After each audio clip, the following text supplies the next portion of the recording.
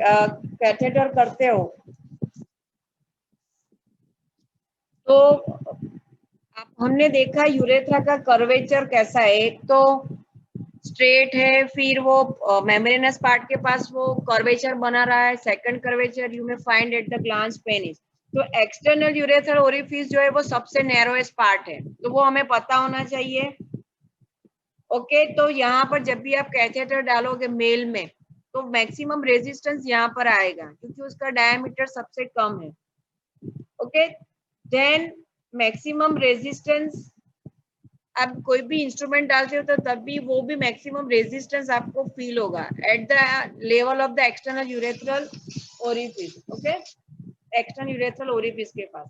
फिर जब आप पेनाइल यूरेथ्रा में एंटर होते हो तो यहाँ पर क्या होता है कि लैक्यूना मैग्ना जो है नेविकुलर फोसा में, यहाँ पर वो साइट है जहाँ पर आपको पैसेज मिल जाएगा, you can easily enter into the navicular fossa. फिर कैथेटर जो है वो इजीली पास हो जाएगा आपका पेनाइल यूरेथ्रा में, बराबर।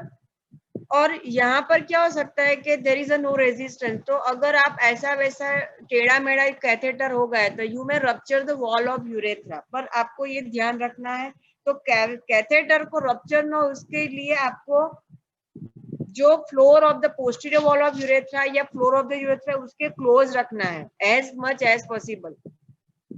ओके, फिर जब यूरेथ्रा आप जहां से पेनाइल यूरेथ्रा को क्रॉस करने के बाद बल्बर यूरेथ्रा में आए तो यहाँ पर आपको एंगल मिलेगा, तो यहाँ पर भी आपको एक थोड़ा सा केयरफुल रहना है।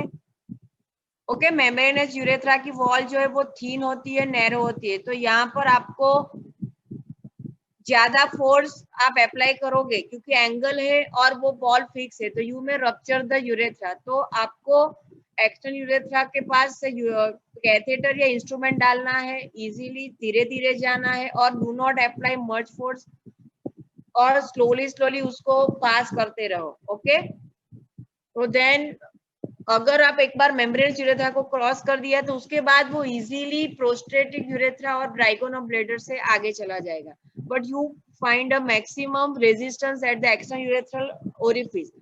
फिर रेजिस्टेंस कम हो जाएगा, फिर अगेन एक रेजिस्टेंस आएगा आपका मेम्ब्रेनस यूरेथ्रा पे। यहाँ पर आपको ज्यादा फोर्स अप्लाई नहीं करना है, स्मूथली जाना है because it is a thin wall और there is a maximum chances of rupture of urethra at the membranous urethra. तो आपको इजीली धीरे धीरे जाना है। ओके, तो this is all about your urethra. अगर आपको और भी कोई क्वेरी है तो you can call me. Okay, you can call me.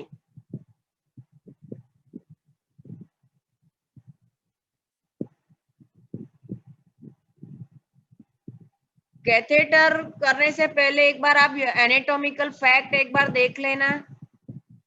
Okay, और ये जो चीज है जो मैंने आपको बताया, जब भी आप प्रैक्टिकल सेकंड ईयर में आओगे और कैथेटर करोगे तभी ये चीज समझ में आएगी। अभी क्या आप जैसे मैं बोल रही हूँ, बट थोड़े थोड़े पॉइंट आपको समझ में आ रहे होंगे कि एक्सटर्नल यूरेथ्रा के पास कैसे अप्लाई करना है। फोर्स कहीं पर भी अप्लाई नहीं करना है बिकॉज इट में रप्चर्स योर यूरेथ्रा। तो स्लोली स्लोली एंटर करना है, जहां पर भी रेजिस्टेंस आ रहा है तो उसको केयरफुली एंटर करना है, आगे पुशअप करना है। ओके, ऐसा नहीं है कि बस फोर्स अप्लाई करके तोड़ के आप ब्लेडर में पहुंच जाओ, ऐसा नहीं करना है। Okay, so you can leave the meeting. Okay.